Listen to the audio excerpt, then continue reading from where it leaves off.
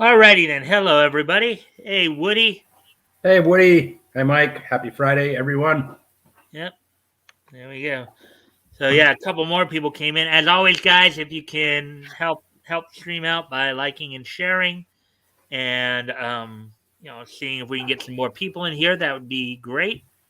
So I hope everybody's been having a good time today. Let's see. I'm just taking care of some last minute stuff here. Um, Alrighty then. So yeah, so we got 3 people in here, so might wait a few more minutes, but maybe not as long because just to give everybody a heads up, if you guys want me to be able to get into the stories a little quicker, if we can start getting 5 people at the start of the stream, that would really be nice. I'd like to see at least have at the very least have 5 people at the start of the stream, and then I'd go right into the stories. So hopefully, guys can help me out with that.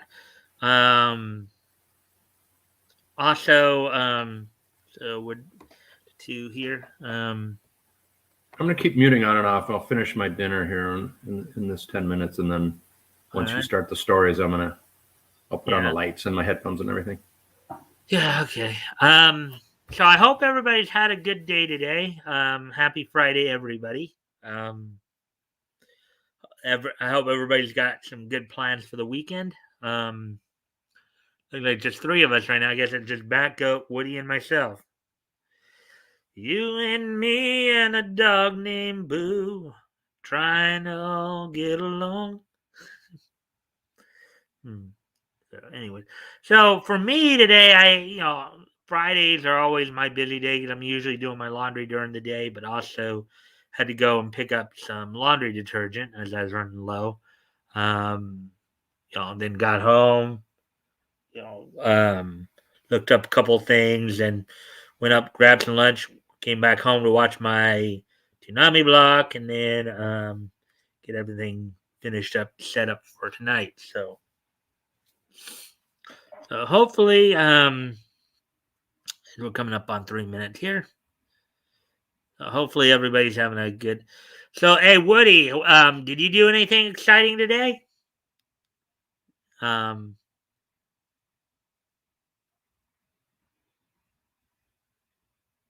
Anything groundbreaking? I was gonna golf, but it was far too windy. I mean, I saw that on my phone. It actually had the icon denoting wind. And I looked outside and the trees were going like that. I'm like, I'm not throwing my discs today, but yeah. So hopefully the wind will die down. If it's that windy, Batgoat, it's liable that you end up losing your disc. Yeah, and probably just take off with them. And I've lost quite a few this summer, so that's enough. Yeah. Like I was saying before, hopefully the wind dies down because it's supposed to be almost 60 both days, Saturday and Sunday here in Minnesota, and that's at least here in the Twin Cities area. It's unseasonably warm. Like this doesn't happen. It's amazing in the beginning of November to be out at almost 60 degrees. So very cool. Yeah, and up there in the North Star State. Mm-hmm. So what he's saying here, been watching the Kyle trial. It's been a good one. Well, I granted I haven't been paying a whole lot of attention to it, just but I know a couple days ago Woody was saying that the prosecutors were having a bad day, I guess. Oh, Toys is here. Hey, Toys. Good to see you. Happy Friday. Yeah. Good evening, Batgoat, Woody, and Mike. And as always, guys, if you guys can help out with the likes and the shares, see if we can get some more people in here, that would be real helpful. Yeah. So, anyways, Woody, Nick has been an absolute beast. He's streaming every day. What, 8-9 hours? He does shots for every 1,000 likes, and then he streams at night. He's doing his 11 o'clock streams. He's an absolute mad lad. I've seen that too. He's really been going at it. Mm-hmm. I don't even know if I could really sit if I have the stamina to. Well, I don't know if I have the stamina or the mouth to to sit there and stream like 9, 10, 11 hours like that. That would take quite a bit of intestinal fortitude. At the same time, it's more interesting for him than for us because this is what he does. It's his thing. So yeah, you know what I mean? Yeah, for him, it's like the legal stuff is really his thing. He's explaining his job, and we all like listening to it. It's like the chat always says, like, Nick, you suck because you made lawyers cool. We all want to hate lawyers, and now like they're all right because of you. Yeah. Okay.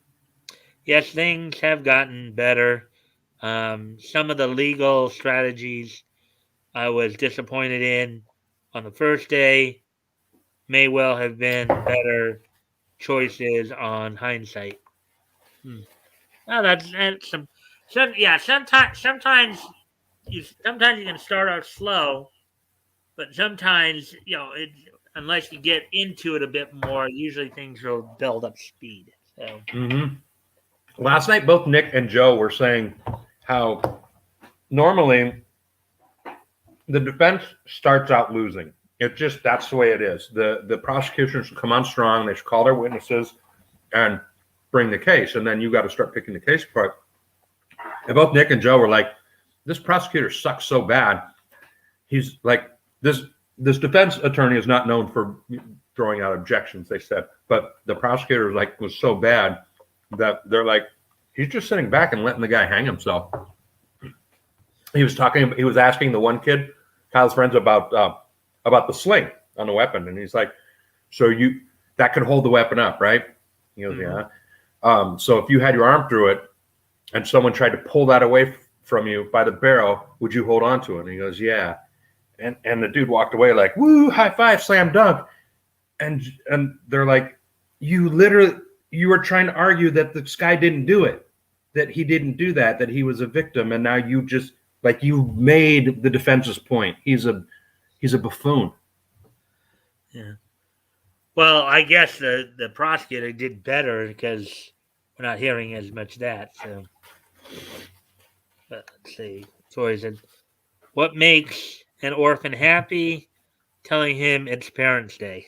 And then, why can't skeletons go to a party?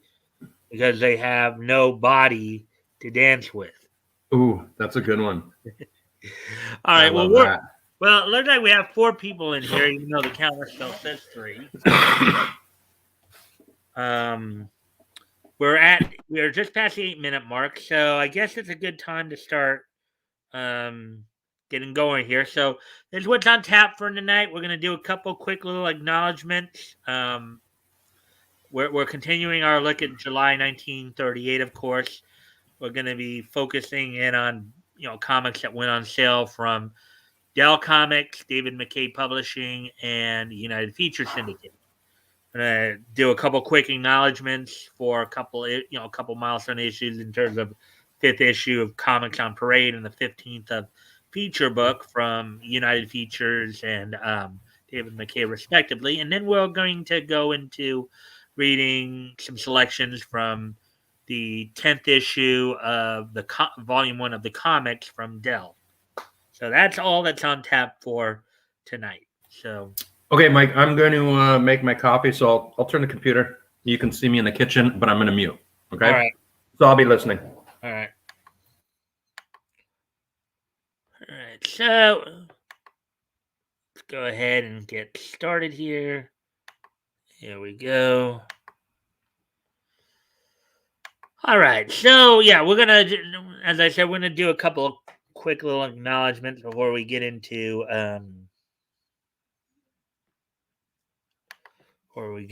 like doing some more reading here. First one here, now again, they didn't really have anything. The only thing they had here is, of course, the United Feature Syndicate Incorporated was the company. This is the 5th issue of Comics on Parade. We're just going to take a look at the cover real quick here, just so you guys can take a look at it. Again, the 5th issue of this particular book. You have Tarzan there. I think you have Little Abner in there somewhere. Let's see. Down here is Nancy.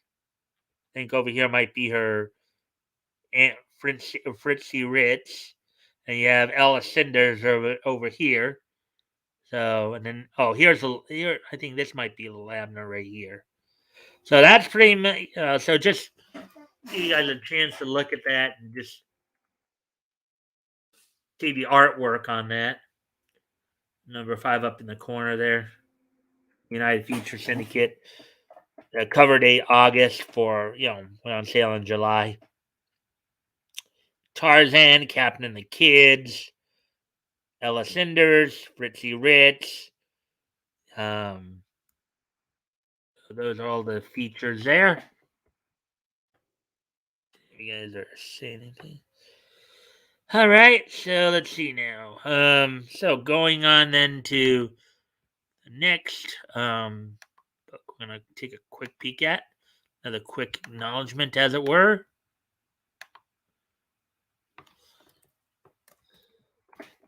It should have actually a little more. Now, Batgoat, I know you're in the kitchen there, but this is one you might want to come check out. Just simply because it's one that's a little more up one of your favorite alleys.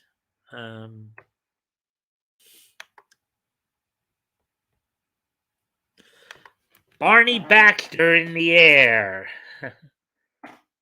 Now, granted, this is probably, I don't believe this to be the same person. That most of us know, I think, from the Black. But this is a guy named Frank Miller who apparently wrote this feature.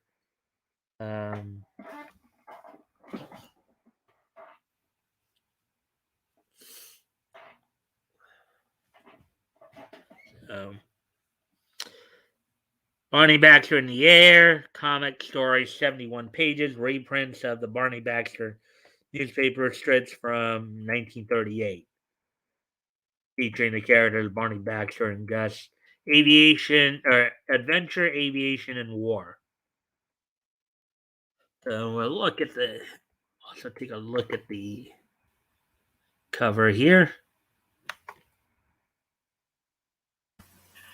Aviation, adventure, and war sounds good to me.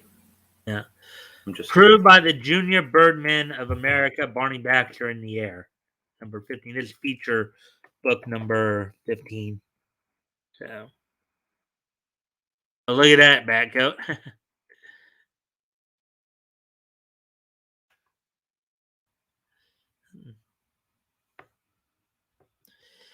All right.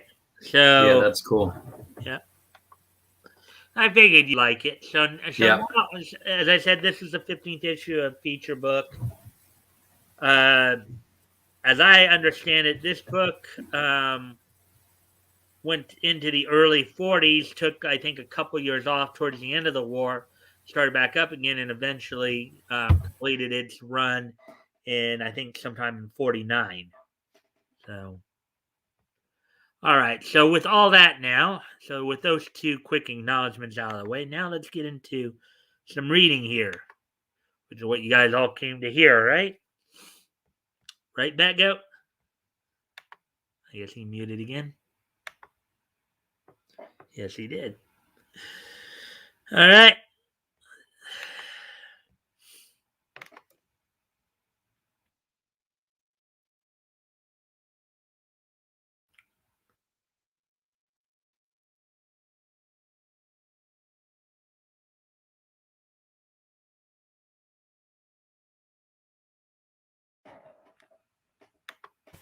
I'm muted so you don't hear the coffee maker.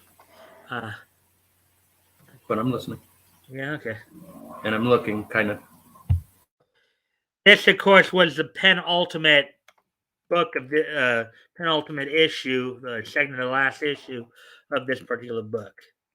It says, boy, what a springboard! Look at that guy's face. He's like, huh? Some kid just jumped on my belly and used it as a diving board. 54 pages of funny, September, number 10. So that was the cover date, of course. Riders of the Rockies, a smashing movie starring Tex Ritter. That's more of a Tex story. Ted Strong, Deadwood, Gulch, Manhunt, Rod Ryan, Bill and Davy, Cops and Robbers, Gordon Fife, and our thrilling contest, free bicycle and gas prize. Oh, I know that one would have been fun for Batgoat.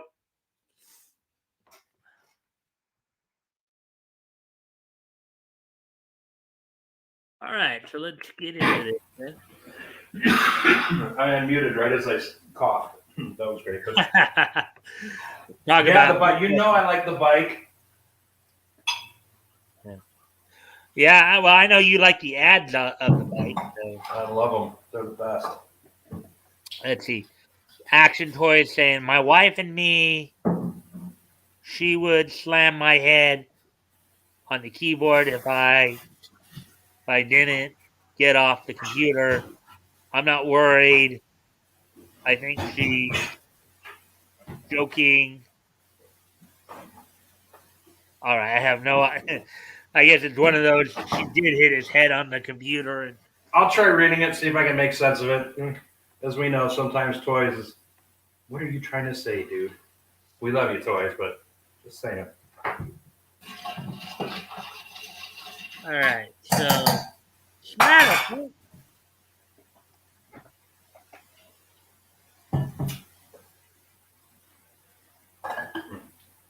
So, you're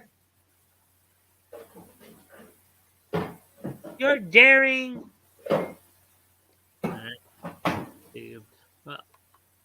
no, actually, in this case, it's not even. I don't even think it's too small. That helps a little bit there, at least. So you're Barnacle Bill the sailor. Yeah. What do you know about the sea, you little shrimp? I know the whole business. Poo-poo. Don't you poo-poo at me neither.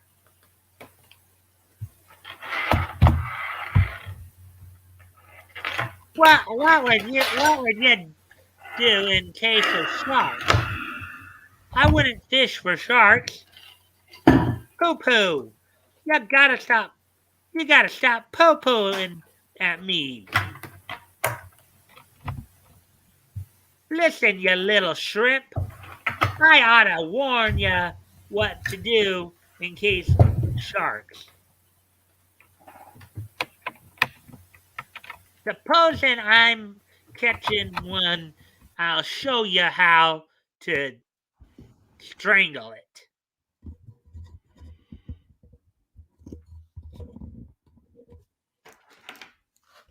Oh, there's a... I see. There was a question mark with, I guess, what looked like maybe their grandfather or something like that on that panel. Ah! Smatter!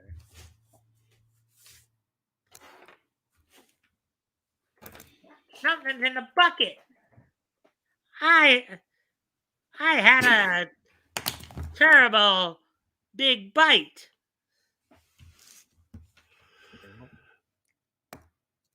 Seems to be nothing in it. Ah, that spoils my day. I was expecting to get a chance at something.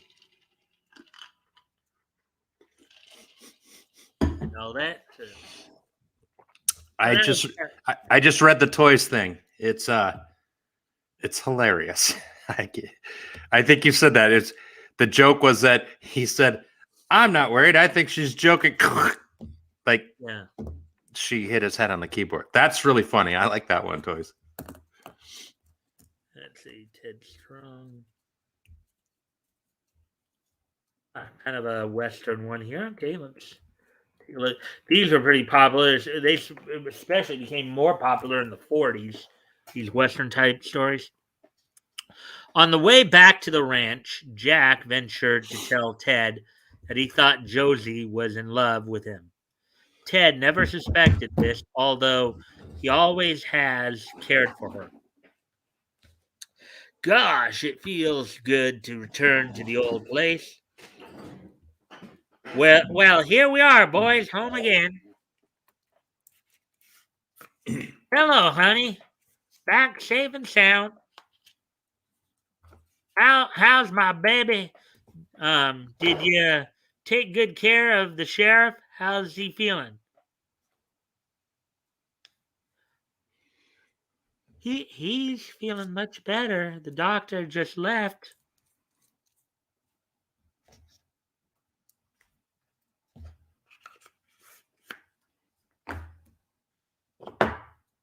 Hello, Tommy. We got the animals locked. The gang and lock the gang and say, "You have a great undersheriff." Wait a minute, Jack. That's too much in one breath. Sit down and tell me about it. While Jack tells the sheriff the whole story, Ted and Josie find themselves walking together out of the room.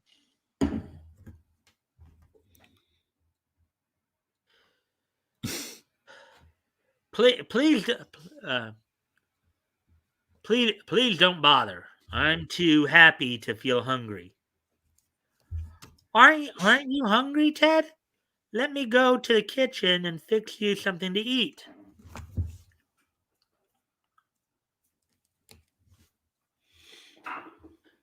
Shall we take a walk? Perhaps I'll tell you. Let's.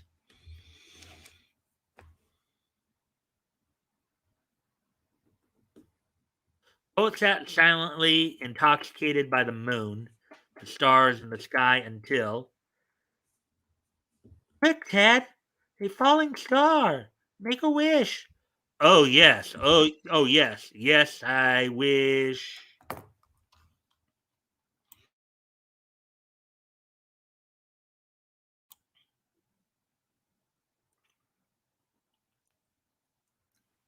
Will you tell?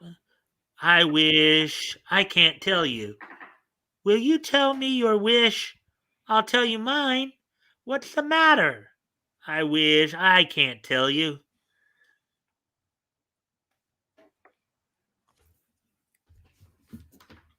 Silly girl. Can't tell the wish, then it won't come true. Mm-hmm.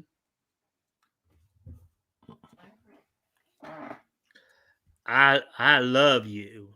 Loved you the first moment I saw you. Don't you care for me a tiny bit? Didn't you miss me at all?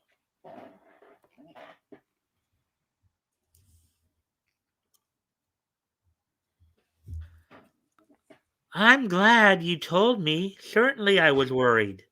But I was worried about Dad and the rest of the boys also. I think you misunderstand. I've always admired you because you're fine and strong, but I never thought of love the way you do. I love you like a brother. Oh, it's like that's like the kiss of death, eh, Batgoat? Mm-hmm.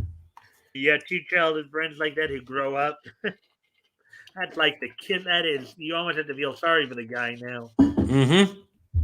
Like the Absolutely. Yeah. Friend zone. Yeah. Brother love. Bet Ted doesn't feel so happy now. He has to learn a lot about women. Oh boy. Forgive me, Miss Josie. I'm such a fool. You're not a fool, Ted. I think you're wonderful. And won't you please just call me Josie? I got a word for you. Tease. You think she's being a tease there, Batgoat? She's horrid, like all women. Oops, did I say that out loud? Oh man. I guess that's a good thing we don't have any. That's probably why I'm divorced, Mike. Women don't seem to like me. They like me for a few months, and then they end up hating me. So, well, if you're making comments like that, who can blame them? Chicks, whatever. You're just happy to be a MGTOW, right? There, I Matt? am indeed. My one buddy during trivia just the other night, he was like, "Yeah, with the divorce, I guess I'm not doing that good." I'm like, don't care about it, then you end up like me. And he's like, "I don't want to end up like you." I'm like, and everyone laughed. I'm like, "No, you won't be like me." I'm like, anyways, I've been a conservative jerk since I was a kid. You can't all of a sudden turn into me. I'm like, no, where you don't care about women. He's like, oh, okay. What is your friend that you were talking about more of a liberal? Yeah. Oh God. Yeah. Big time. Okay. But we get on. I mean, like, he's about my best friend these days. But yeah. Right. At least he knows he can't defend anything that Poopy Pants has done recently. So. Oh, you mean the guy in the White House? Mm-hmm. All right. Anyway, Brandon. Yeah. Remember the last episode? Ted confessed his love for Josie and asked her if she cared for him. She acted quite surprised and told Ted she loved him too, but in a fraternal way. The following night, Ted, still feeling very downhearted, rambles out alone to meditate.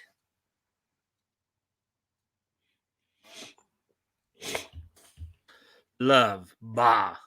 She thinks I'm wonderful, fine and strong, tempts me to almost kiss her, and still she loves me like a brother.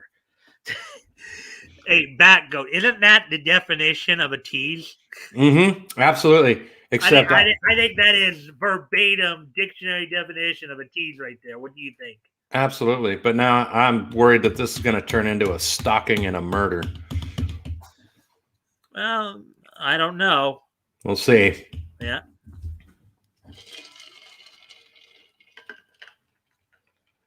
Jack confides in me. He's positive. She cares for me. Can her own father be mistaken? Can it be possible she's hiding her true feelings? Oh boy. Don't want to be thinking that way, dude. Nope. Like I said, it's going to end up in a murder-suicide.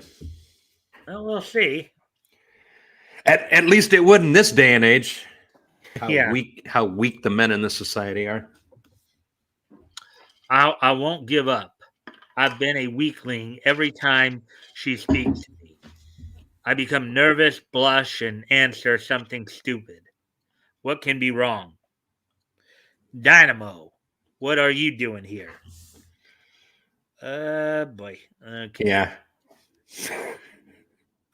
I'm gonna have to. It's You part just of skip the over him? Huh? You skip over him, or are you going to read him? Well, I think it's. I have to because it's part of the conversation. You take a whole chunk of the conversation out. I know we don't like we don't like how it's represented here, but we also have to take into account that it was of that time. It's not, not that we're excusing it, but we're just acknowledging it. We wouldn't, and for anybody who might be watching this on replay, we don't condone this today. Correct. Okay. Correct. We do not condone this today. Okay. This was what it was back in 1938. All right. Yep. You explain that well. Go ahead and continue. All right. Mr. Ted, it's just singing. I's just singing cause I's powerful lonesome.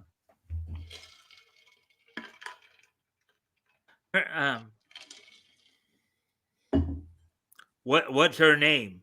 Her name's Susanna. She's way down in Mobile. She done told me once.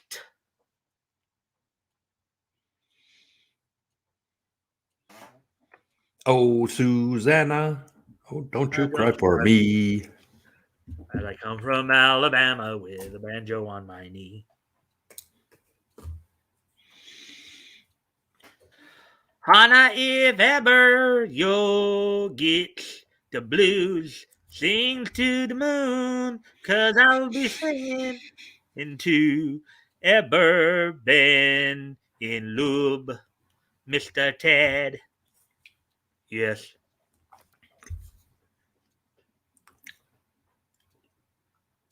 Oh wait, actually, there's some. Ted feels miserable. Dan Cupid has certainly pierced his heart. He continues his walk, but wait, Josie, Ted.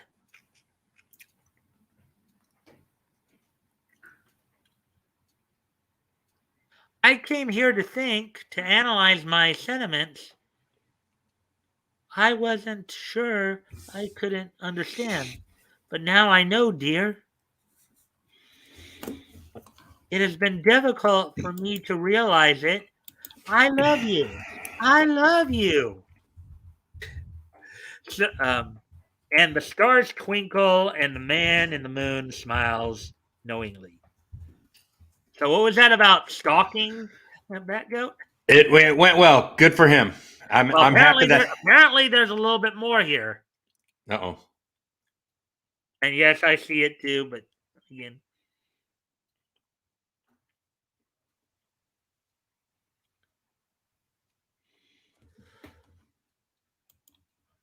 Well, here are the tools. Say something, Ted. Dud. Take a look at Dynamo. What does that mean?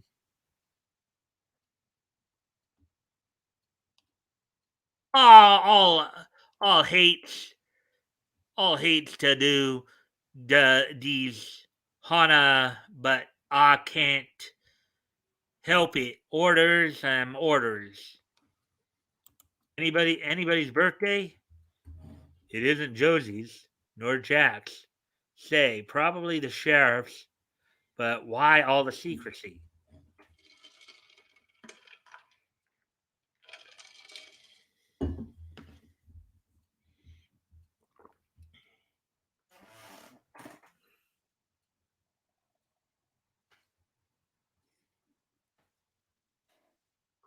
Where keen I find Sheriff Tom Drake, boys.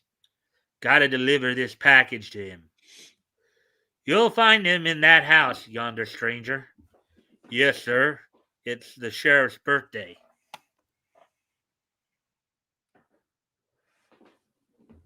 The mystery thickens. Have you solved it? I didn't even know there was a mystery. Ted and Dud have noticed. Oh, so Dud's the guy's name, actually. Okay. Ted and Dud have noticed there is an unusual amount of activity on the part of Jack, Josie the sheriff, and Dynamo. What can it be? Hmm.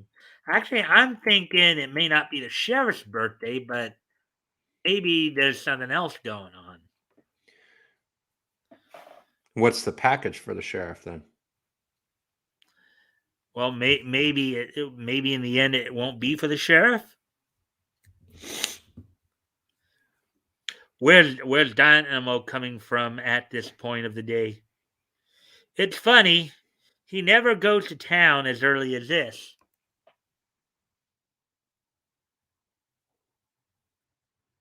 Santa Claus. Now, don't you get sauerkrastic these the regular supplies.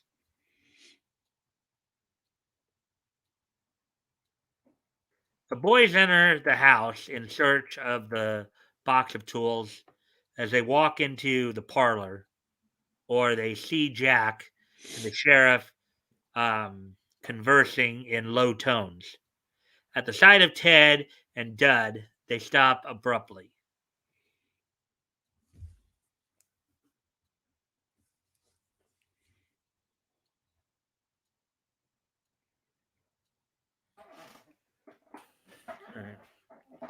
Oh, pardon me for intruding, Jack. Can you tell me where the box of tools is? I I hope they didn't overhear anything. I think it's up in the attic, Ted.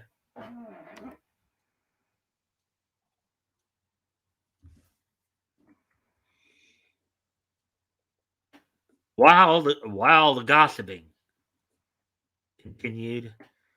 See what happens in the next issue. So, all right. So, and this is Ted Strong by Al Crano. So,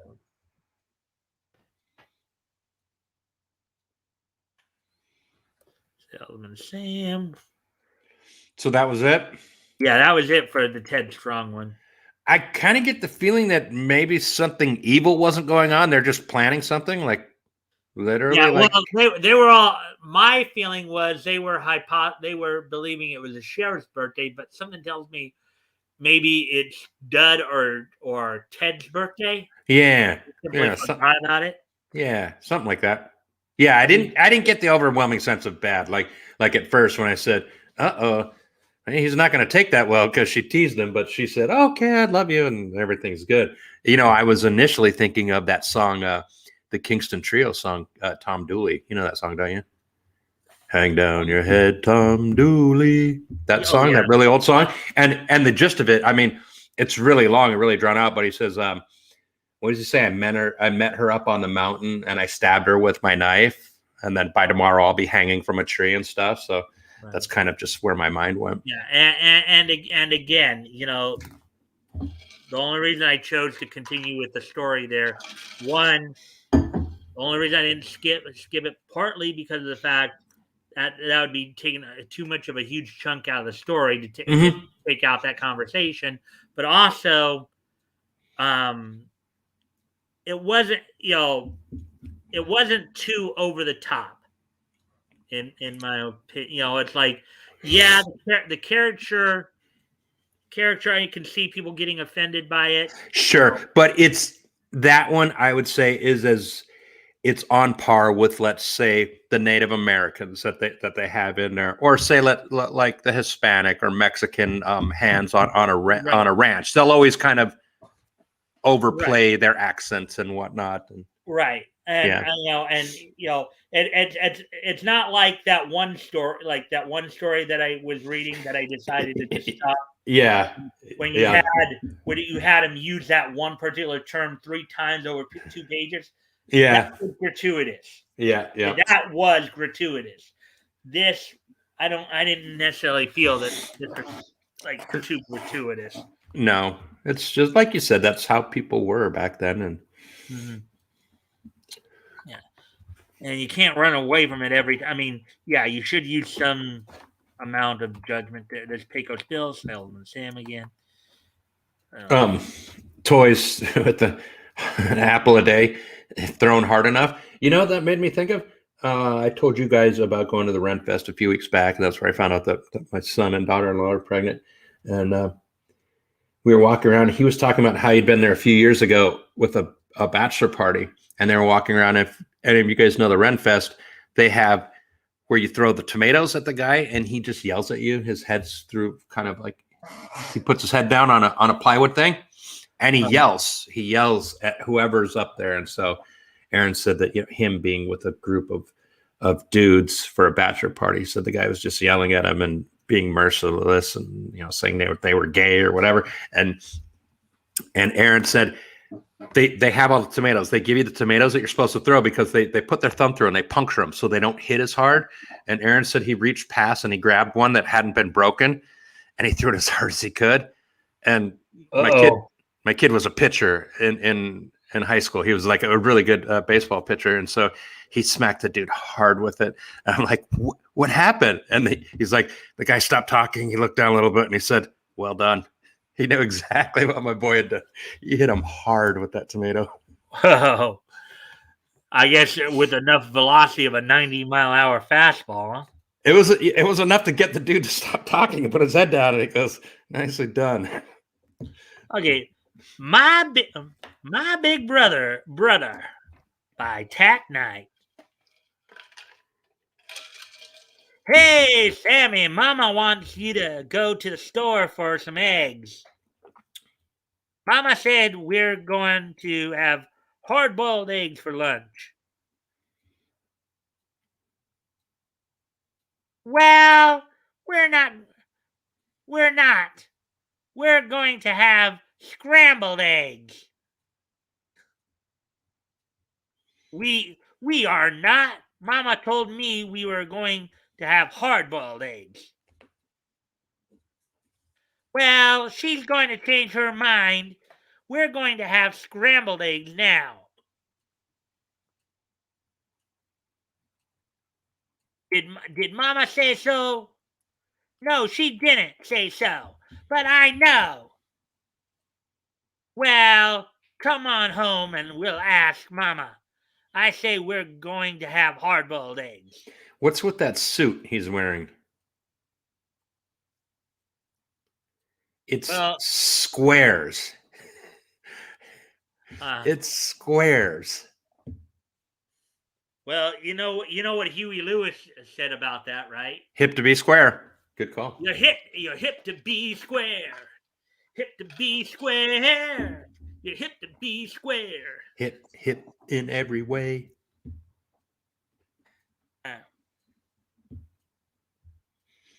We don't have to ask Mama. I know we'll have scrambled eggs. How do you know? 'Cause I dropped them on the floor. See, now Mama will have to make them scrambled. I kind of figured that was going to be something to that effect. He was going to somehow convince Mama to change her mind. No, I had a feeling he had already broken them. Yeah. But he had already gotten to him, so. And then we could have done that again, but I figured. Gags and giggles for the second. Not just now, Dad. I want to run over these symphonies. And working. Wait. What do we have here? Oh, so the father has, let's see, baseball bat, gloves, and the kid, look at the kid there. Kid's a bit of a fancy lad. Yeah. I think that's a joke. Pops ain't too happy. Yeah. My boy's being turned into a sissy. Probably what he's thinking. Of course, it could be little Leonard Bernstein sitting at the piano, and he grows up to be a multimillionaire and beloved and rich and famous. So men working, you have one of them in the pothole in the street, the other coming along. Do me a favor, George, and see if the tailor has my pants ready yet. Oh, so he's got to be down there because he can't come out. he's in his skivvies. Yep. Let's see. So we got a mountain here with a couple of mountain climbers. Let's see what this has to say. You'll have to go back up again. You forgot my husband. Okay. And get off the line. I saw that one quick. Get it? And then here's the birds. Yeah, he's just yelling. The line. Yeah, okay. Yelling at the birds. Get off the line. But you'd normally think of him yelling at someone inside the house to hang up the other phone. But he's yelling, get off the telephone line. Right.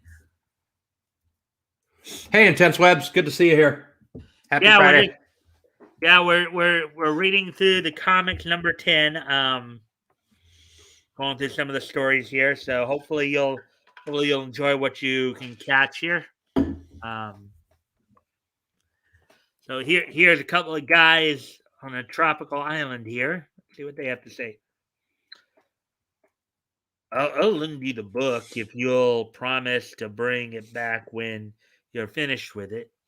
That's my kind of humor. That's what I like. That's why Toys wins every week. He can't really go anywhere anyway. Right? Yeah, that's the funny thing about it. He can't really go anywhere with it anyway. So yeah, Intense Web said, now I know Batgoat's face. Yes, I'm banded up. Sometimes I let this puff out. Yep.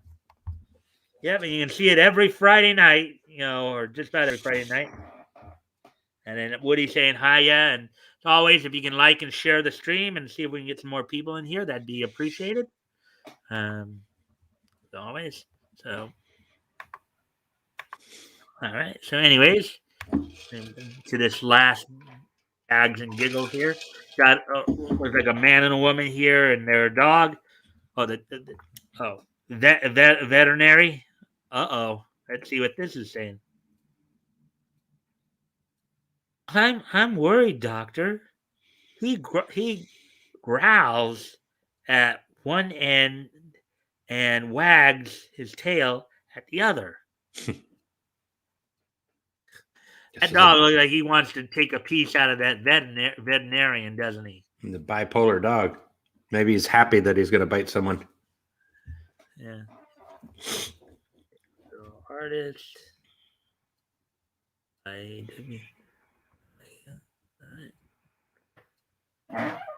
So, okay, little art. Oh, this looks more like an activity page here. Maybe a coloring page. Just take a quick peek. See, and this, as I said, as we've said before, how comics back in these days, they weren't called comic books. They were called comic magazines.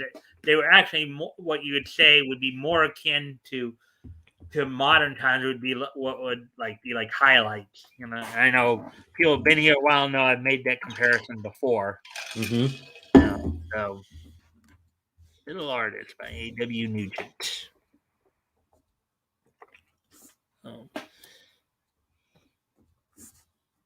X-A-Wash. The American Naval Heroes by Augustus J. Robinson. Hey, I forgot to tell you, just the other day I've been watching Riff Tracks and MST3K, and I know you don't know who they are, but they've been around for a long time. 1989 was when they were first on the air. They watch old movies and they talk over them. They make jokes and stuff over them. So one of the things I was watching was shorts. They'll watch like a short, the short educational movies or just the short serials they had before movies in the 40s and the 50s. And so this one I'm watching right now is shorts tied together with Crash Corrigan. I remember we had talked about him before because he'd done some stuff in the comics too. But this was a thing about Crash him. As in Flash Gordon, you mean? Crash Corrigan, Ray Corrigan, the Navy guy. Because they've done some. I remember seeing some text adventures with him or before, some write-ups, like we'd seen write-ups on Lindbergh, and I believe Corrigan was there too. So I know. I just remember thinking. I thought of the show when I saw this short with Corrigan, Crash Corrigan, because I know we had talked about him before. Yeah. All right. Well, Deck's a wash here. Let's see what they have. So John Paul Jones here. Paul Jones was so successful in eluding the vigilant frigates of the enemy that he attracted the notice of Congress and was promoted to the rank of captain in the colonial navy. Captain John Paul Jones here. After his brilliant cruise on the Providence, he was given the command of two ships, the Alfred and the Providence. So I guess the Providence was his original ship, and he got an extra one afterwards. So, I think John Paul Jones is the I have not yet begun to fight. I think that's his famous saying. That might be the same guy. Ever active in the service of his country, Captain Jones planned to move to Cape Breton, fleet of, all right. Ever active in the service of his country, Captain Jones planned to move on Cape Breton, destroy the fleet of British coal ships, and liberate 100 unfortunate American prisoners who were being forced to labor like felons in the underground coal mines. Here we go. Here's a little bit more here. On November 2nd, 1776, the two vessels sailed from Newport and passed safely through the British squadron off Block Island. Jones, in command of the Alfred, laid his course to the northward.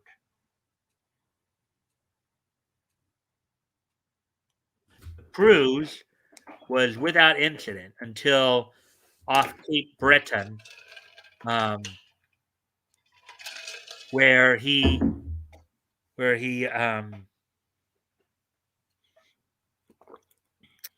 in Quinn. Oh, oh,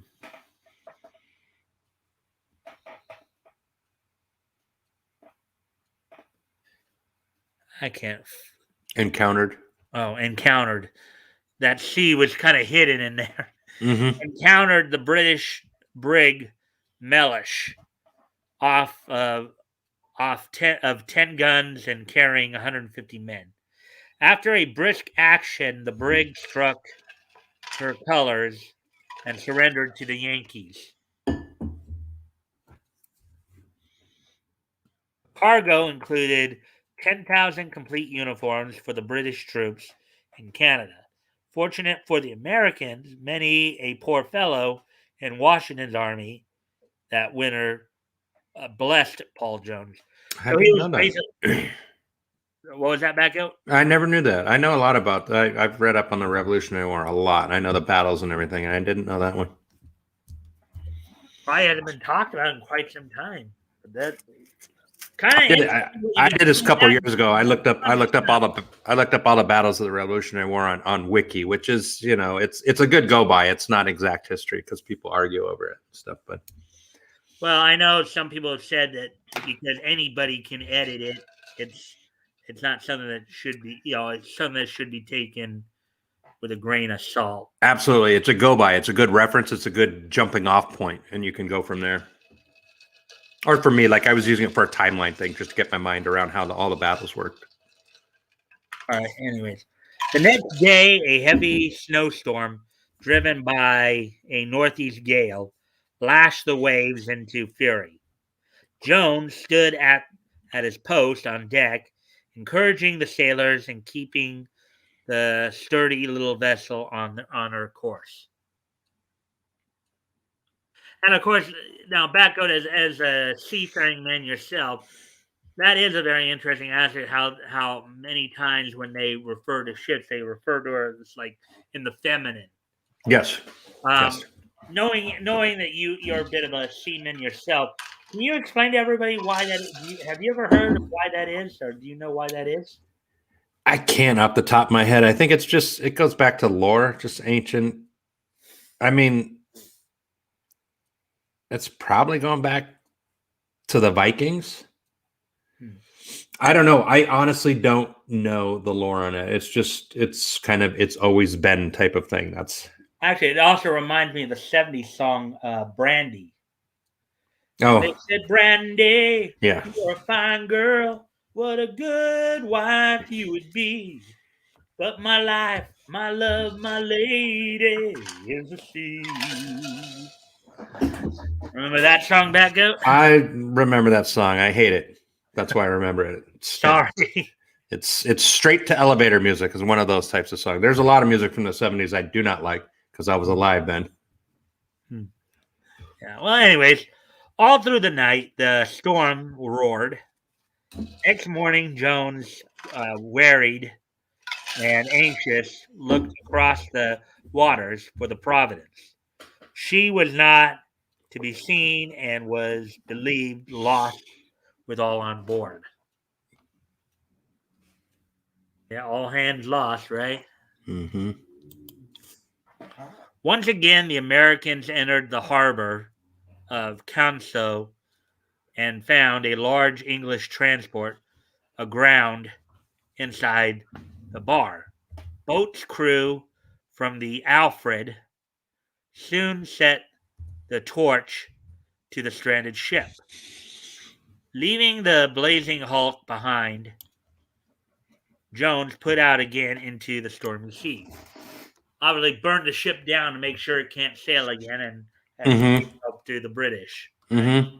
And I mean, everyone burned ships, whether it was you losing and you didn't want them to take your ship as a prize, or if you win, you burn their. I don't know. Yeah. Send a message. Yeah. Yeah. So continuing his voyage, he fell in with a fleet of coal vessels, convoyed by the freight Flora. The Yankee, flying here and there, was able to cut out and capture 3 of the vessels. Crowded with prisoners and embarrassed by prizes, Captain Jones was forced to turn homeward. Basically, he had so many prisoners and supplies, he had to like offload them so he can go back out and fight more, right? Mm-hmm.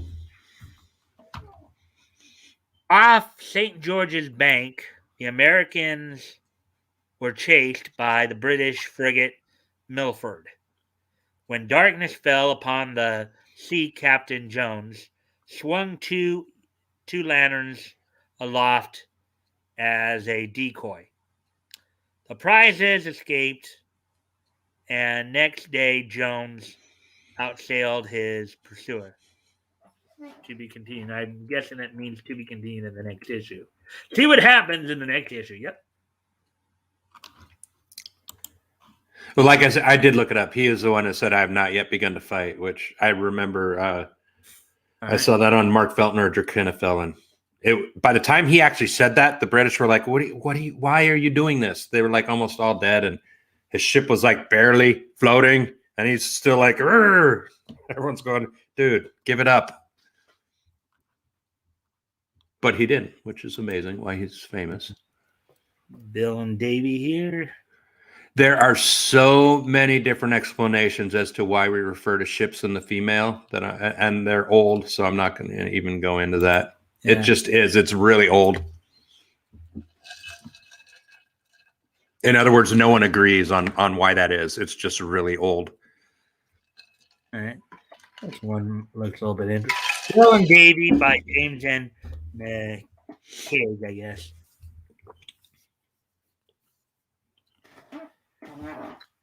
It's no go, boys. They got us. We're locked in Titanern clams in a shell.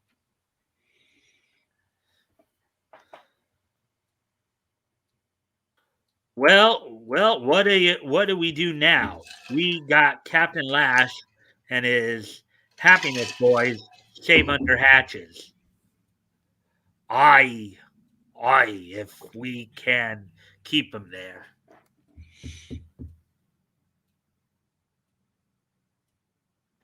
Oh, the lady Mays built out a good stout oak. We'll keep 'em there, all right. But Bill, there are only 4 of us. We can't sail the ship without a captain and crew.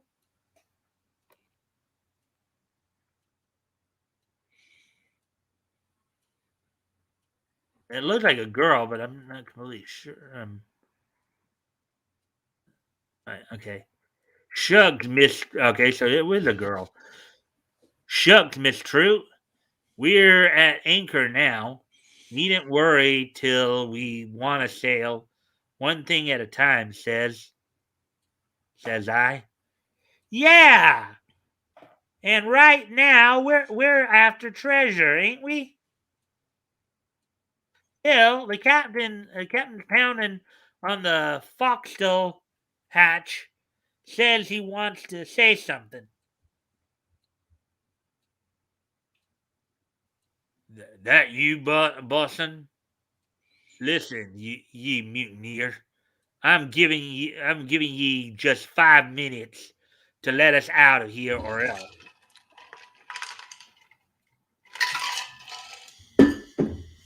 Or else, by Tunket, we'll bust out, and when we do, them, oh yay, what dies sudden will be lucky. Do ya hear me?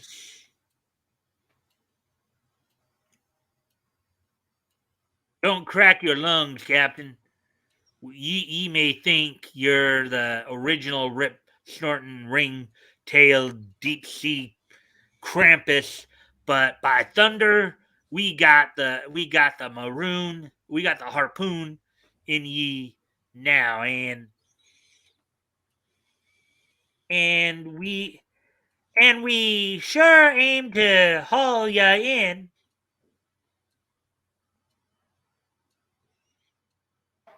Robert Roberts is here. Good to see you. Hey, it's been a while, Robert. How you doing? Hopefully, Happy Friday. yeah. Hopefully you're doing well, and hopefully, we'll start seeing you around more again. 68 back out. I see you put 68 there. Yeah, Intense Webs, because I said I was alive in the 70s, so I remember all. I'm being very mean when I say I remember a lot of the 70s music being elevator music. And so Intense Web said he was born in 63. He's just LOLing. And there's Woody. Woody says, I'm a 1957 model. So Brandy is right in my impressionable high school years. I know all the songs. I just I don't like anything from Steely Dan. That sounds like straight to elevator music to me. And that's just me. I'm just very opinionated. So like soft, jazzy type 70s music, I just don't like it. Sorry. All right. I've never told you men much about this treasure we're after, but now that Captain Lash and his bullies are out of the way, here is the chart I have.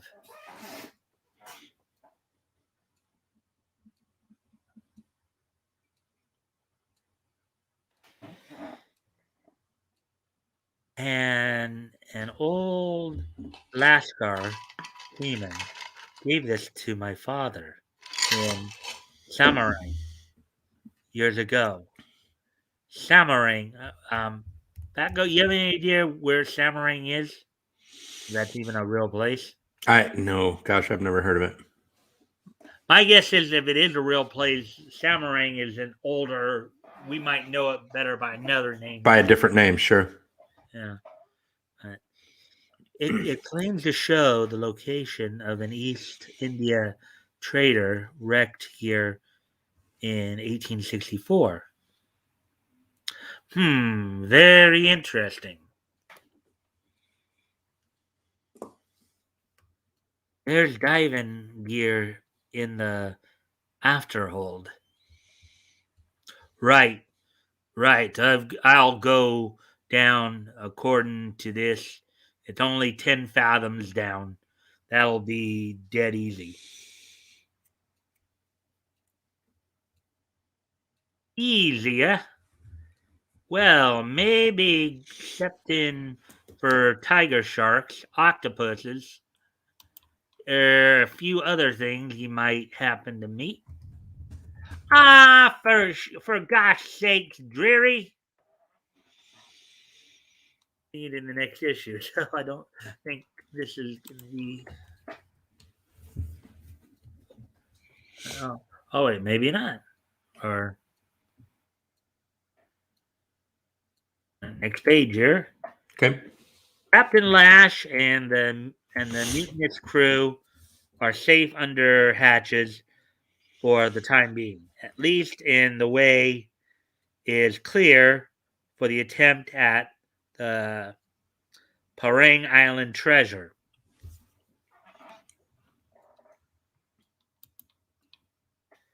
Suppose it's my job to work this here air pump, huh? It is. Lesson ye'd rather do the diving. Say, he couldn't get me to go down in that rigging for all the treasure there is. And besides, the fish might object. The fish might object. Mm-hmm. Not saying you're old and smelly, Pops. Just saying. Got the signals now? 2 jerks on the rope'll mean I got the wreck located. 3'll mean pull up. And well, guess I'm all ready.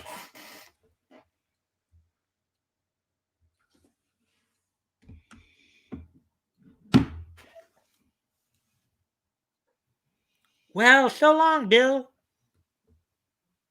Be, be careful, Bill. We hope we'll be seeing ya. That last line there.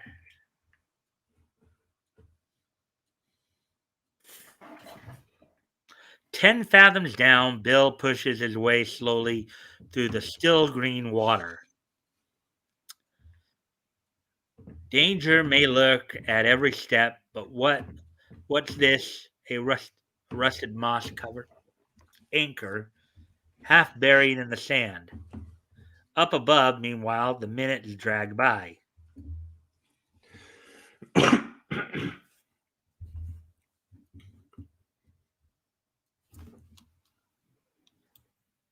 He's still taking out line, but no signal yet. Do you suppose he's all right? I'm still pumping in the foxhole. Come on, ye rats, snap out of it. I tell ya, we ain't licked. There must be a way to get out of here. A great moment. Here before Bill's eyes lies the shattered hulk of the sunken ship, and is there really treasure within? Hmm.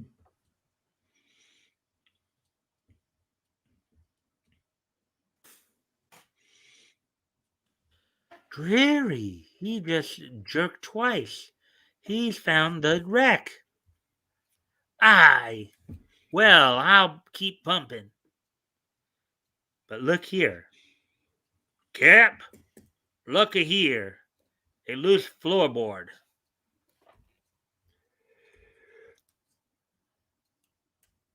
And here. These glasses bring things right up close. Holy jumping clams, what's that? So right there, Batgoat?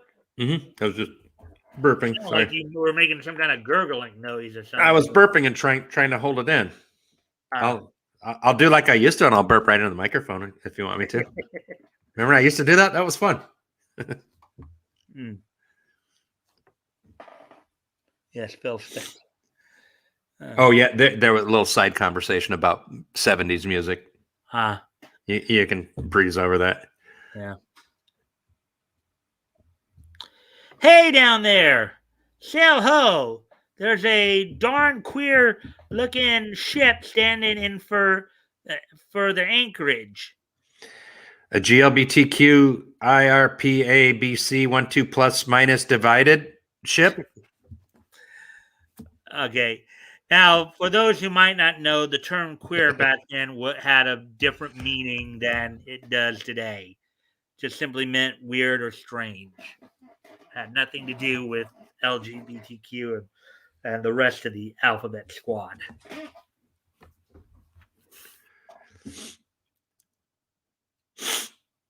Right.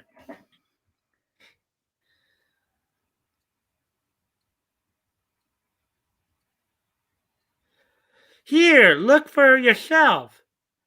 But what? Keep the pump going, Davy. I'll have a look.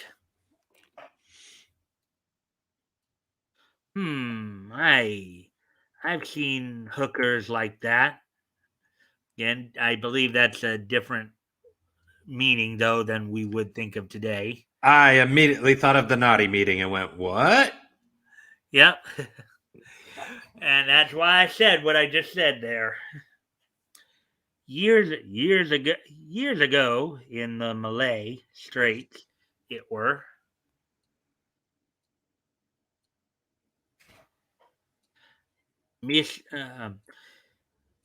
It's true that there is a Malay proa. I don't know what she's doing in these waters, but my guess would be that she ain't bringing us no luck. Mm-mm. Meanwhile, 10 fathoms down, Bill gropes his way through the dark hull of the treasure ship. Strange Malay craft is well into the bay now. Let's take a look aboard her. Oh, okay.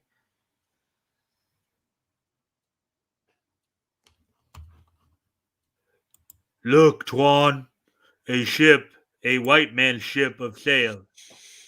Indeed, fortune smiles upon us, O brothers.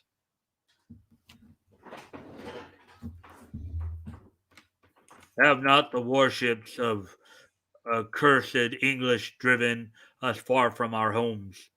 Yet now shall we have revenge upon these before us.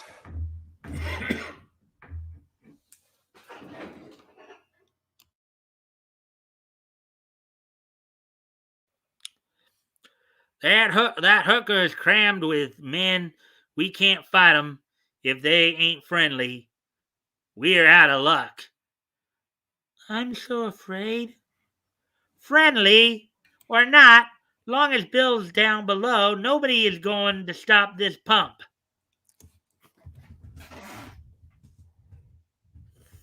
Spunky kid there, huh? I'm on a different page, Mike. I'm listening, but I'm not looking.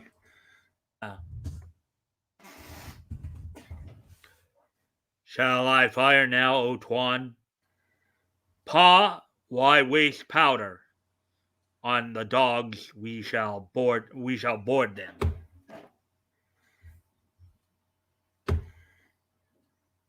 No use to look for mercy from these savages.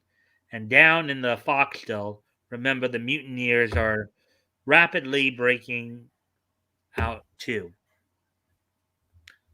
Put your backs into it, ye swabs. A half hour more, and this tub'll be ours. I got a picture there, Mike. Yep. Real quick, just going with this, just to add to what you're talking about here. All right, well, take a quick peek at that. That is a type of ship referred to as a hooker or a lumber hooker, used in obviously getting lumber to different places. So I don't know why that one's there, but all right. Okay. All right, so back to our regularly scheduled comic. I hope everybody is enjoying the content here tonight. About, as we look back at this. That Toys, of course, had to make a joke. Oh, Batgoat, have you been keeping track of the lulls? Yeah, there's no competition. Toys just put on a clinic on how to win the Lulz trophy in the first 10 minutes. Oh. Not even a contest. Toys was running away with it, as always. Hurry, they're coming alongside. But why bother pulling Bill up? For as I can see, they ain't much to choose between suffocating and having his throat cut. Shut up and heave.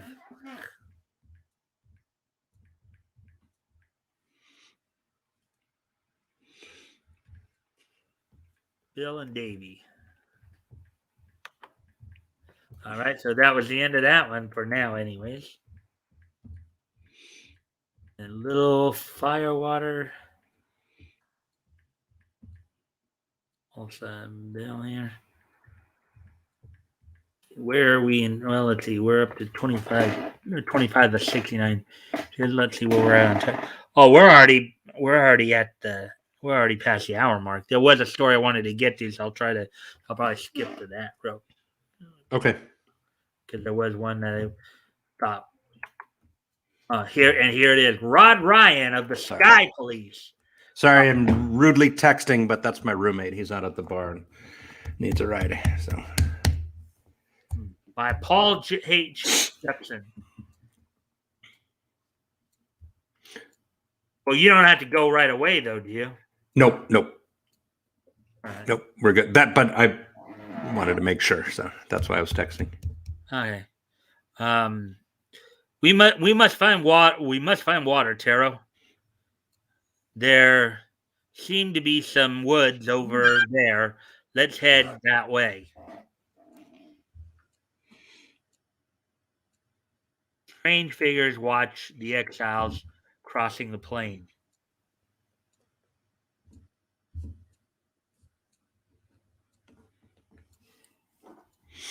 The only let's see. The only way open seems through here. How shall we cross the chasm? There's no way around. Rod solves the problem with the lariat fashioned from vine bark. Look at that. I knew you wasn't a kid. I knew you was just yanking my lariat. That's Sheriff Bart from Blazing Saddles. A perfect throw, he finds his mark. Sorry. Toys made me laugh again. The unicorns cross first to protect Rod and Karin from possible attack. Look at that. So he's having to carry his own weight and her. Look at that. He's pretty buff. Look at him go. I can't do that. I couldn't pull myself across that line. Yeah, I'd have difficulty too. Hand over hand, Rod makes his way across with Karin clinging to his back. A chad is what the kids refer to it as, a chad. Crack! The makeshift breaks. Ruh-roh. They're falling. Grab the rope. Look, what is in their path? A huge beast reaches for the falling couple. What the deuce?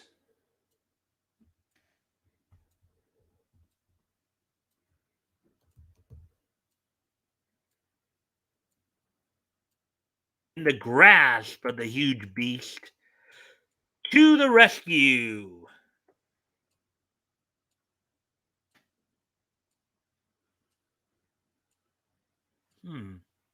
Are those dames with like elf-like ears? That's what I'm trying to figure out. I'm looking at them. It's like, are those women? Because I was just assuming they were all women there, except for the main guy, of course. But the unicorns distract the animal's attention. Rod starts for the rope.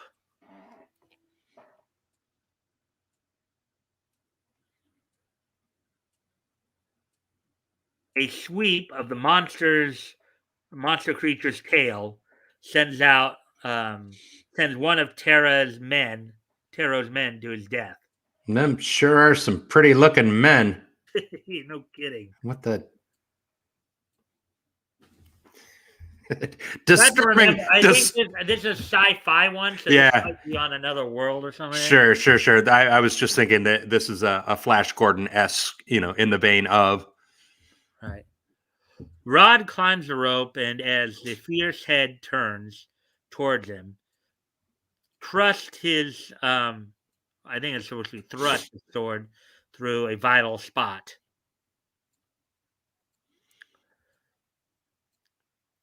It's all over now, Karin. So be calmed. Yes, I stabbed him right between the nose and his eyes. That's always where you try to. On their way again.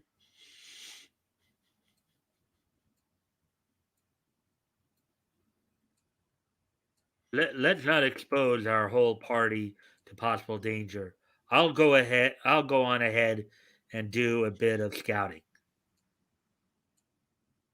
by the horns of old Mephistos, a sleeping man,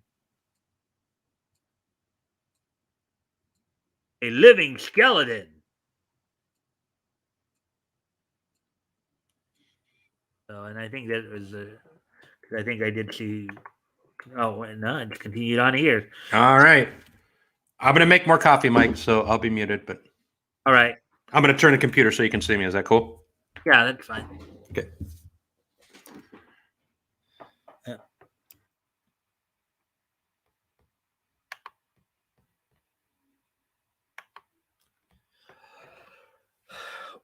Rod wakes the sleeping man and finds him to be a living skeleton.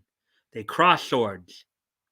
With masterful swordsmanship, Rod disarms his weird opponent.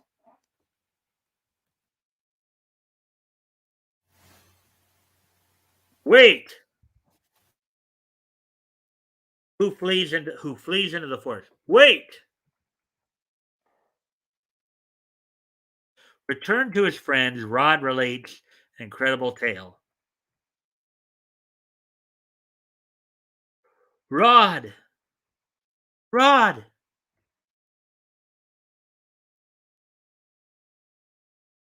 He pushes Karin to safety and draws his sword, sliding out of a tree towards him, a huge serpent hissing fearfully. Taro rushes at the reptile with a lighted torch and sends it scurrying back into the tree.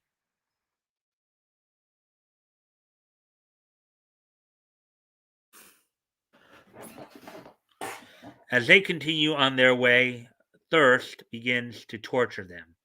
When suddenly, through parched lips, Taro cries, "Water!"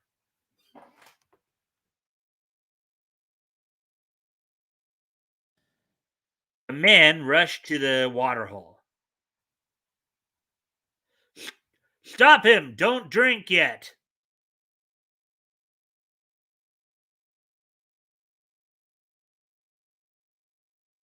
But it is too late. Before his horrified comrade's eyes, the drink turns to a skeleton, a living skeleton.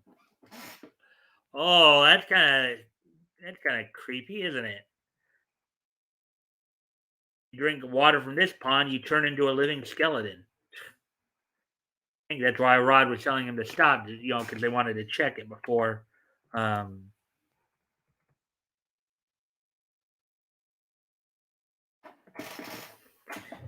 This condition is probably due to certain properties in the water, which render the flesh invisible. 'Tis true. 'Tis true. I can feel my flesh. Oh wow. Okay.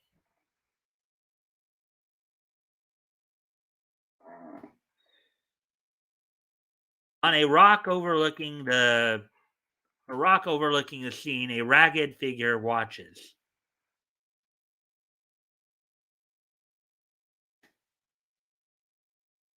Rod, Rod! That voice is familiar. Watch out. It may be a trap.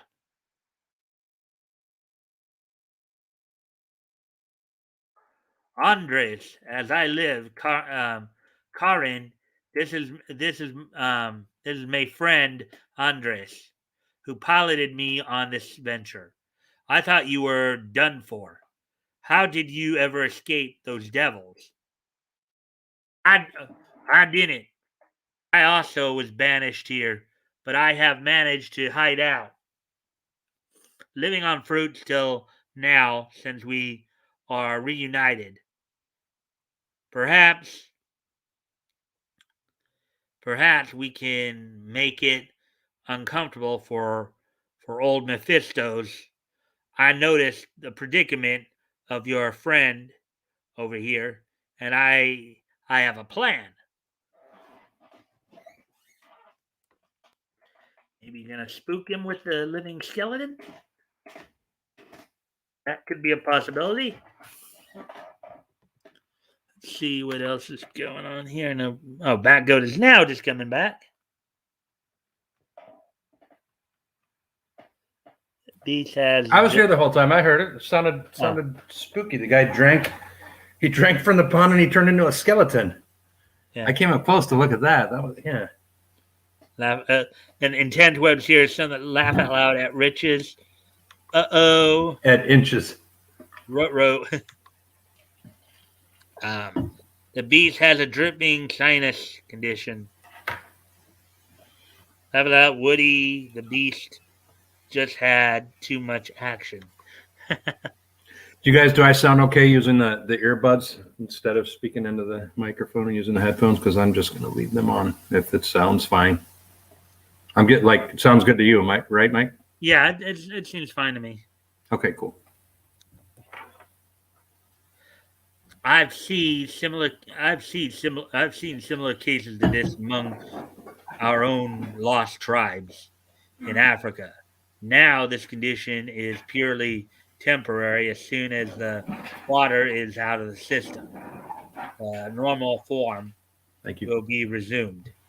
The natives apparently do not know this, and so by seemingly performing a miracle on our friend, we may win the islander over to our side. Toys busted me. Meanwhile, back on Earth, Commandment, Elmas of the Sky Police is talking to Chan, ruler of half the world.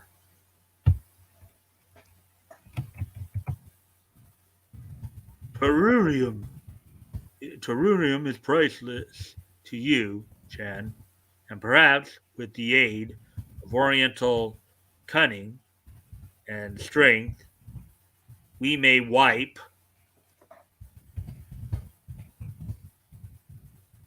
these pirates from the skies. Your fleet added to our ships plus our planetary patrol will make a powerful weapon. True, Elmas. Elmas broadcasts to patrols throughout the known universe. And so, Scout, until you find trace of this planet, which harbors these fiends.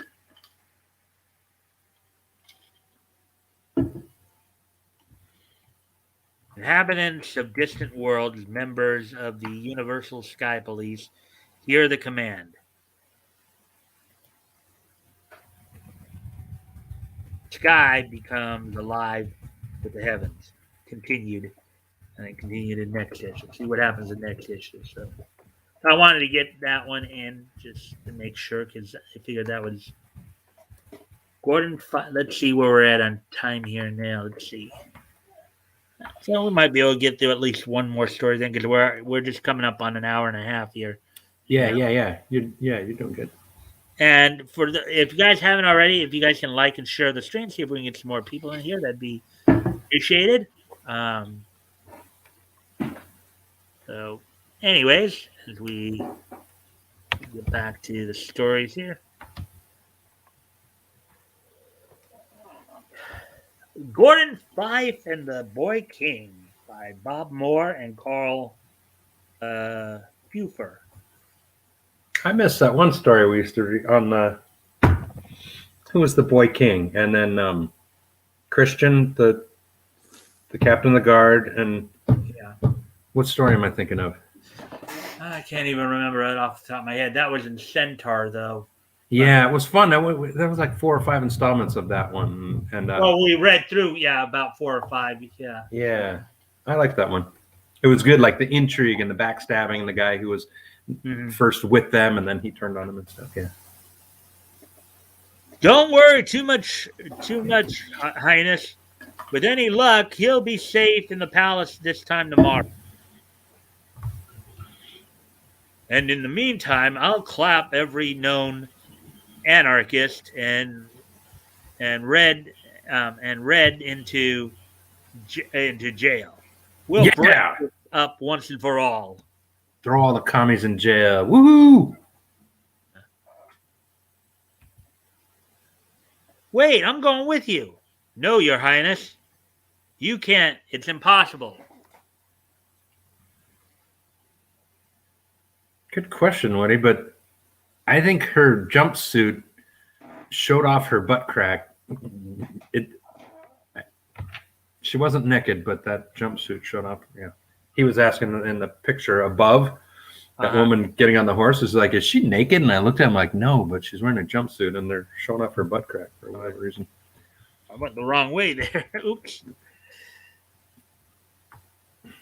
Get back to the comics, please. Right there. At first glance, you're like, oh my God, she is naked. And then it's like, no. I didn't even think that was a woman, quite honestly. I didn't even realize that. I thought maybe that was the Boy King. Oh gosh, is that the Boy King with his hair done up all? Yeah.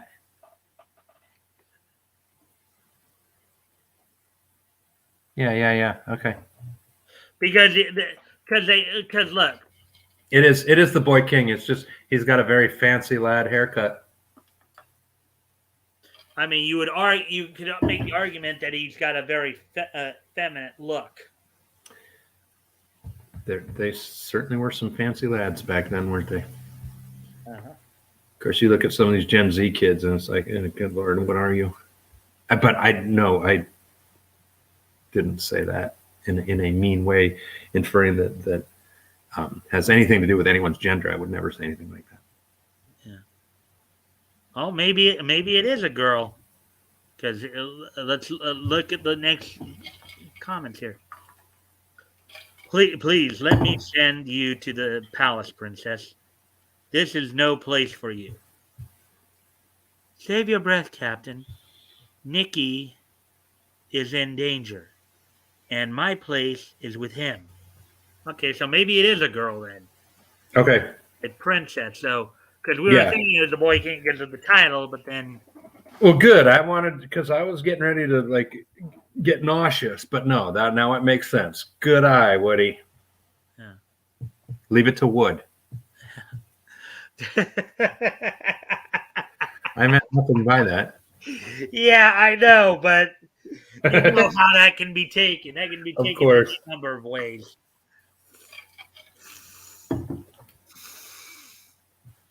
Anyways, I suppose you know they'll hang you for this.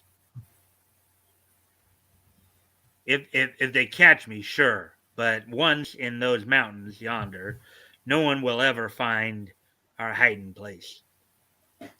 Suddenly, the sound of drumming hoofs at the rear of the caravan causes Nicky to turn his head. It's Rognall!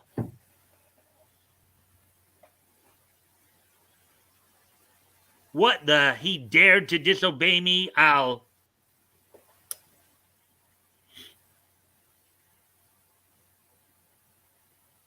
What does this mean? Where have you been, you young scoundrel? Rognall! Did you find Captain Fife? Did you tell him? So, you are a traitor. You knew the reward of those who betray the secrets of the Gaetanos, eh? No. Baltos, I have told nothing, I swear it. I only saw this nag as we passed.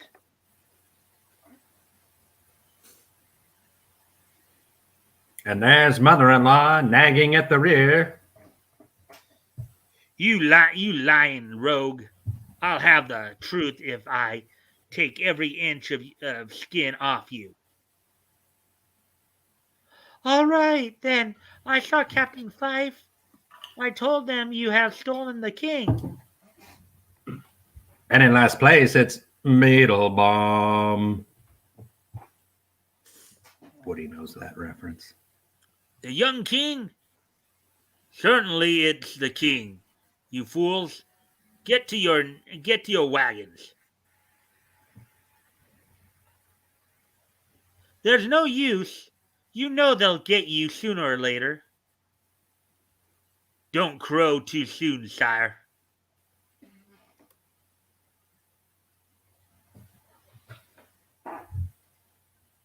A little later, as the lurching wagon tops a raise of ground. Look, sir, the Suda in flood, and yonder is the only bridge for 30 miles.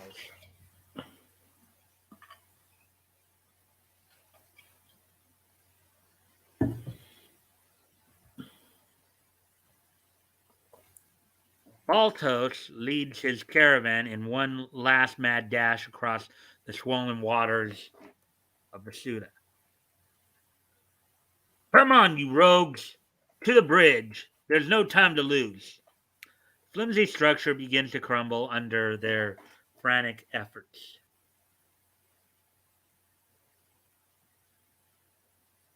That does it. Get back. Look, sire, your tin soldiers are just a little late. I told you that Balto still had a trick or two to play. Let us be off, my children. I think they will find Mother Suda a trifle rough for swimming. Eh?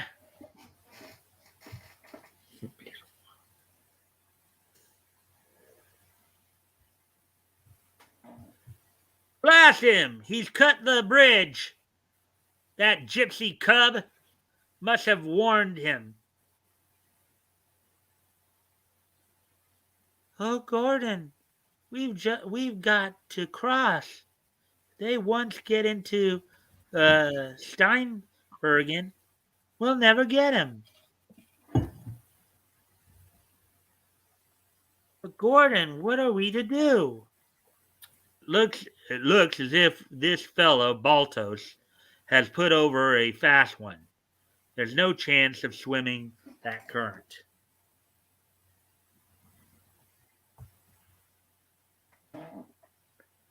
Pardon, Captain. There's another bridge at the village of Tarvo. And Tarvo it is. It is. We're wasting time. Meanwhile, in the hills beyond the river. Oh, ho, sire! Your troops are not eager to wet their feet, and the nearest bridge is 30 miles away.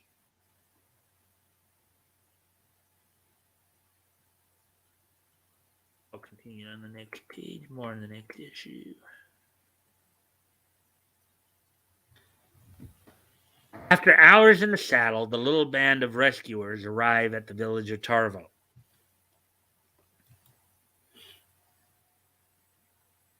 We'll have to put up here tonight, Highness, and nags are all in. And I must send back to Lawrence for more men. No, no, we can't stop now. We must push on after them. Look, there's where we have to go, to Steinbergen, the hideout of every renegade and bandit in Kovnia. The country up there is so wild, we don't even try to police it.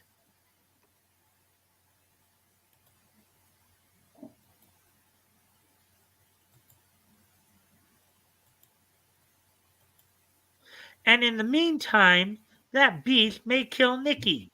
Oh, I can't stand it. He'll do nothing like that, Highness. The boy's too valuable to him. He's playing for big stakes. We must make him show his hand.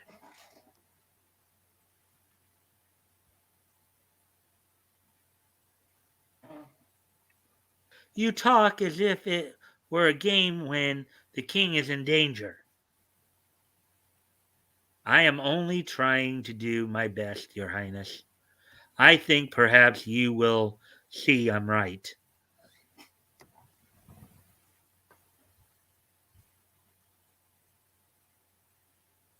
Sometime later, Fife calls the sergeant to his room. Her Highness is resting, sir. Good. She's been through a lot, poor girl.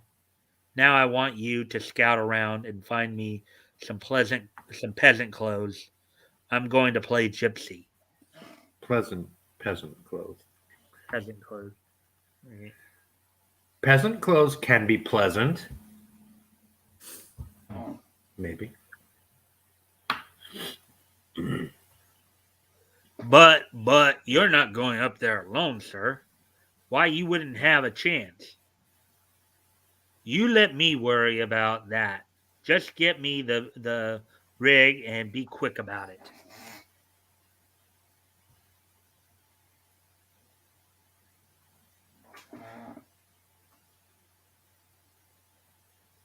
Orders are orders, Captain, but I don't like it.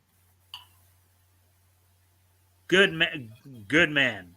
Now see that Colonel Lawrence by courier in the morning, and mind not a word to Her Highness.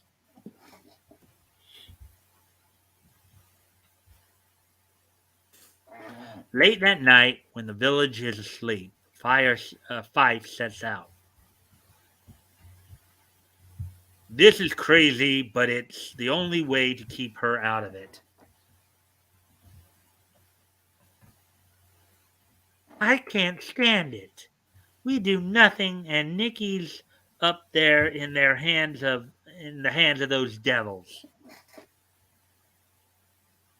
She's a little impetuous, isn't she? Mm-hmm. You say Captain Fight is not here? And where is he? Why have I not been told? He did not wish you to be disturbed, Your Highness. Those were his orders. But I can't tell you, Highness. He said no one was to know. Never mind what he said. Tell me what happened. Quite an impetuous girl, isn't she? Mm-hmm. Quite impetuous. Very good, Your Highness. Captain Fife commanded me to get him a peasant's disguise. He has gone to find our young king. He's gone up there alone? Oh! What happens in the next issue? All right, that was a pretty interesting story there. It was. I was getting into it, and once again, we got just like who was the other guy? Right in the middle of our cowboy one, right? Yeah. Uh-huh. Oh yeah, the cowboy.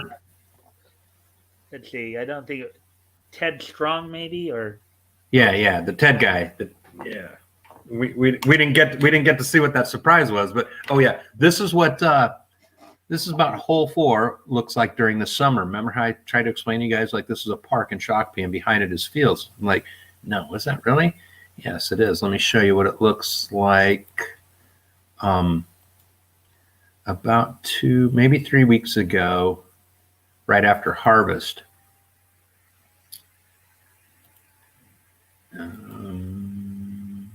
Share screen. Oh, and I guess there was no need for Hangman tonight. Yeah, that was my bad. I didn't do it, but you didn't walk away either. So this is what it looks like right after harvest. Did you see how it was all green behind there? And now it's, see? That's where a lot of people, I don't know if people are sure of it or not, but Minnesota, other than Hennepin County, which sucks, is where all the buildings are and stuff. Minnesota is quite the farmer state. It's lovely. Oh yeah. Well, Hennepin County, isn't that like where Minneapolis, St. Paul is? And St. Paul's in Ramsey. It's across the river, so that's why they're the Twin Cities, even though St. Paul's much smaller. All right. So anyway, well, we're at hour 45. So speaking of Hennepin County, do you know what they just did with the votes? I heard. Like, okay, so Tuesday night there was an election. There, of course, I think as everybody knows, Youngkin won the governorship in In Virginia. Virginia. The only outstanding thing about that was how the left freaked out. That was wonderful to watch. Well, yeah. Well, the funny thing too is that I guess they apparently swept it because the governor, lieutenant governor, and attorney general all were won by Republicans, and they picked up a few seats too. Delegates there too. Yeah, which is there. But yeah, Minneapolis. Our buddy, your buddy Ilhan from the squad. You know, your friend. She put forward a defund the police package, and the citizens of Hennepin County, who are very liberal, very, very lefty and liberal, said nope. That got soundly defeated. I heard all across, because again, there were a number of stuff going on. There were the 2 vacant congressional seats in Ohio that were up. Of course, there was no real surprise there. The the Democrat seat was still won by a Democrat, and the Republican seat was still. There was no real surprise there. But basically, overall, though, the liberals really got smacked. From what I understand. They did. Like a lot of their measures that they were trying to get up all over the place, pretty much went down in flames. Yeah, I think the main thing is it's about schooling right now, and America said no, just leave our children alone, stop it. So that was good to see. Well, let's see. Who was it who put it? I guess it was Dan Bongino who put it this way. Don't teach our kids critical racism training. Yeah. Racism training. That's what it is. But we don't talk about stuff like that here. We're just a handful of geeks. Yeah. And I just kind of got off on that tangent. But anyways, that was my fault. I'm sorry. Yeah. So we're at hour 47, so we're gonna start to wrap up. But I'm gonna breeze through the rest of this real quick. We probably won't do any more readings because we're already at an hour 47 here. Sure. But we're in about halfway through anyways. But just so you guys can take a look at some of this stuff. And doesn't this style look like Captain Jammer and the Captain a little bit? Maybe. This art style? Look at the kids. Yeah, it could be. I mean, I didn't read it as much, but you don't have to read it. I'm just saying it just looks similar. Yeah. Just my untrained eye. Oh yeah, here's big cash prizes here. Woohoo! Winners of this new big contest. The Tex Ritter movie here.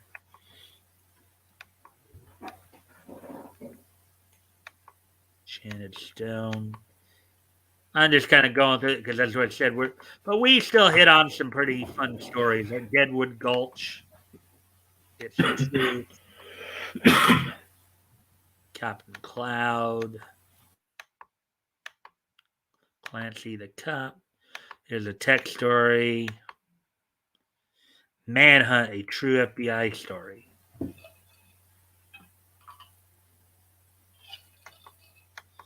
We could have read that if I had this. Chaz getting Charlie Grimm there. First down. There's Quibbly again. Cowboy Comics. There's Squibbly in that little cowboy outfit there. Read popular comics, the funnies, and the comics for real fun, adventure, and thrills. And of course, they also had a couple other comics that started up at this point too, with Super Comics and Crackerjack Funnies. So, be a big leaguer catcher. No helmet. Look at that, Mike. Yeah. He's got no helmet or face. Oh, the guy sliding in though, he may have ripped it off. Yeah, he may. He pulled it off so he could see better as the dude was coming in, right? Yeah, that's Smatter Pop. Another. All right, so there we go with that one. So, all righty then. So I hope everybody enjoyed the stories tonight. They were good stories. I liked them. I personally liked them. I hope everyone else did. I didn't do Hangman tonight, you guys. I'm sorry. So I'll just, before Mike gets into it, I'll just go ahead and tell you the word tonight was going to be diaper. Diaper. That would have been interesting to talk about. And then very quickly, no big surprise here. Drum roll for the winner of tonight's Lulz Trophy is once again Toys. Gets the temporary Lulz Trophy with an astounding 12 Lulz. You were just he's just burning through it all. Huh? He puts on a clinic on how to make Batgoat laugh. Yeah. All right. Well, Batgoat, if you don't mind sticking around afterwards for a few minutes, so we can No problem. talk. We're gonna go ahead and start wrapping up now. So, is everybody ready for this day in each history? History. I'm just waiting to see if anybody else is paying attention there. Woody, Toys, you guys ready for this day in each history? Ready. All righty then. Yeah. Well, at least it was nice to see Robert and Intense Webs in there for a Yeah. We had a good crowd. Yeah. So, anyways, today being Friday, November the 5th, 2021, let's take a look back at this day in each history. Let's see. Yeah. Well, first off, we head back 40 years ago today, as on this date, 40 years ago today, the 220th issue of Friendly Ghost Casper from Harvey Comics went on sale on this date in 1981. It was 60 cents, 32 pages. Sees Casper, skiing down a rainbow there. Casper, the friendly ghost, the friendliest ghost you know. So on this day in 1981, the 220th issue of Friendly Ghost Casper went on sale on this day. There we go with that one. And then now we head to 2001. And on this date in 2001, from the Nassau Coliseum in Uniondale, New York, the WWF held its Monday Night Raw event. The main event on the night was The Rock defeating Chris Jericho for the WCW World Heavyweight Championship. At Booker T and RVD battle to a no contest.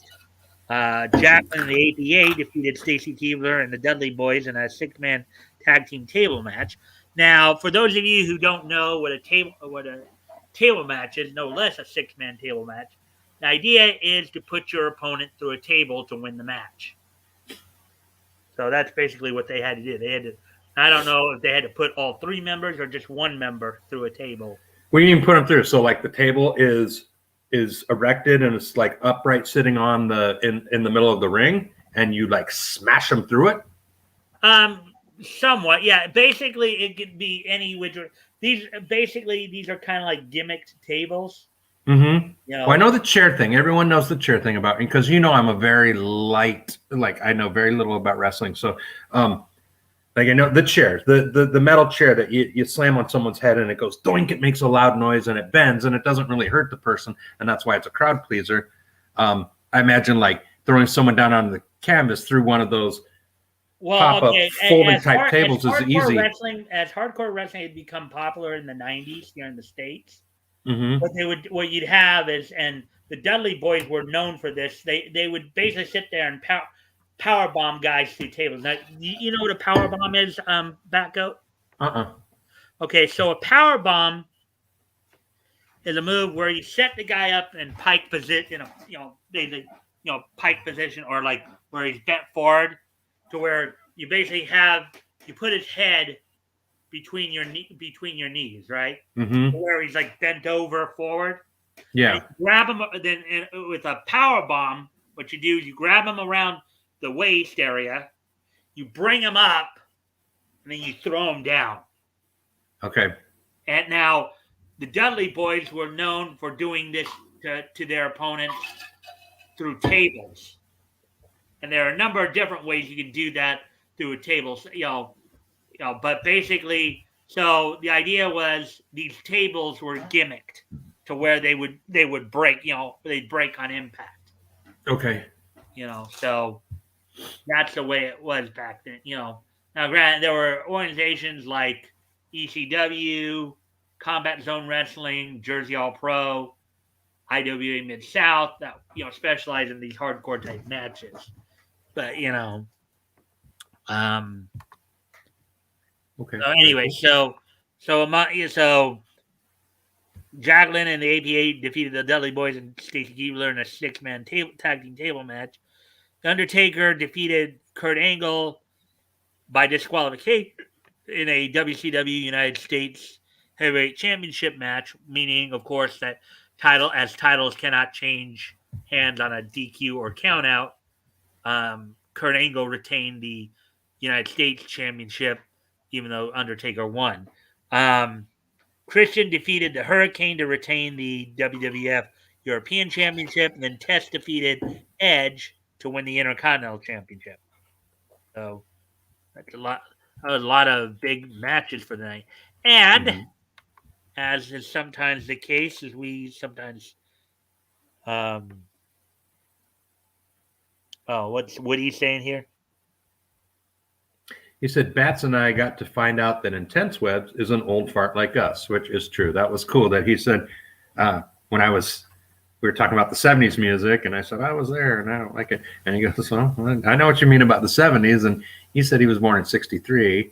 And then Woody said he's the 57 model. So Woody is the grampiest of us grandpas. And then and Intense is the middle grandpa, and I'm the baby grandpa, born in 68.